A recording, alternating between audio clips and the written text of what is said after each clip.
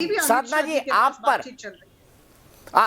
आप पर आरोप है कि सिर्फ वोटों की खेती करने के लिए आपने किसानों को भड़काया है। ये साफ साफ भारतीय जनता पार्टी आरोप लगा रही है। और मुझे इस सवाल का जवाब दीजिए, आज सभी नेता बाहर निकले, इनफैक्ट अखिलेश यादव निकल गए, राहुल गांधी जी कहां हैं? आज वो किसानों के समर्थन में क्यों नहीं खड़े हुए? देखिए, बड़ी अजीब बात है। सबसे पहले तो मैं ये कह दूं, मैं कांग्रेस की राष्ट्रीय प्रवक्ता होने के साथ साथ, क्योंकि आप तो जानते ही हैं दीपक जी, मैं खुद एक किसान परिवार की बेटी हूं।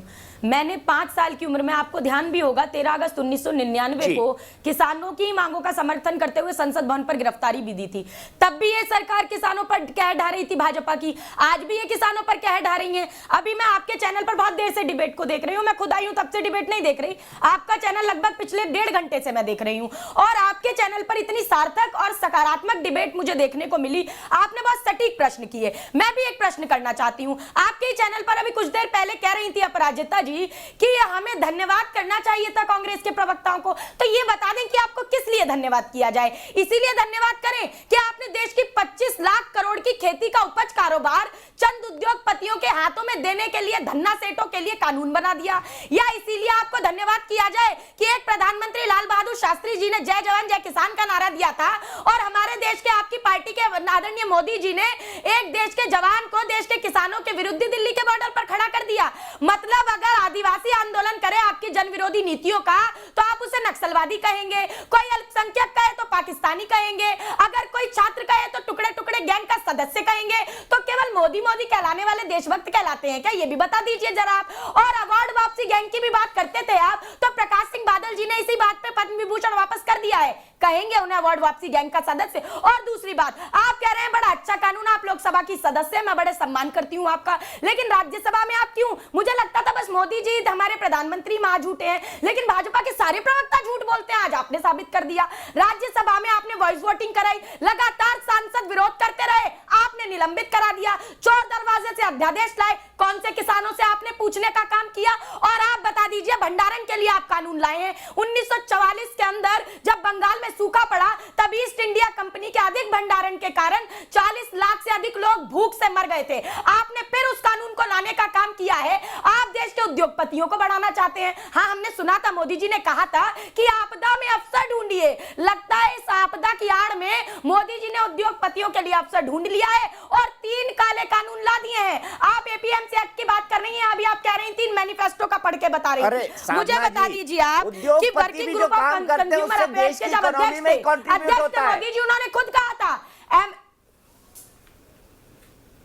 अब मैं दीपक जी अपनी बात जस्ट पूरी कर लूं। जब working group of consumer affairs के अध्यक्ष थे मोदी जी, तब मार्च 2011 में उन्होंने ही तत्कालीन प्रधानमंत्री मनमोहन सिंह जी को रिपोर्ट सौंपी थी। और अब आप पेज नंबर 19 पढ़ लीजिएगा मैडम, उसमें लिखा हुआ है साहब कि एमएसपी की गारंटी का कानून बनना चाहिए, और भी लिखा हुआ है इसी के खिलाफ में। और आपको धन्यवाद इसलिए कर दें क्या कि आप ही के अरुण जेटली जी और सुषमा स्वराज जी जिस बात की खिलाफत करते थे, आपने उसी को कानून बना दिया। और आप लोकसभा की सदस्य हैं, तो जरा लोकसभा का रिकॉर्ड उठाकर देख लीजिएगा, मिल जाएगा जेटली जी का भाषण भी आपको। तो आज आप समझा दीजिए कि आप एक तरफ कहते हैं खुला बाजार, और दूसरी तरफ मनोहर खट्टर जी और शिवराज सिंह चौहान कहते हैं कि दूसरे प्रदेशों की फसल बिकने नहीं देंगे, जेल पहुंचा देंगे। तो पहले अपने मुख्यमंत्रियों को समझा लीजिए। आप देश के अन्नदाता को नासमझ और बेवकूफ बता रहे हैं क्या? आज देश का जनमानस और भाजपा के घटक दल भी आज आपकी खिलाफत करते हुए नजर आ रहे हैं। तो आज आपको झुकना चाहिए और अन्नदाता का सम्मान करते हुए इन काले कानूनों को वापस लेना चाहिए। अपराजिता जी, लेंगे काले कानून वापस आप?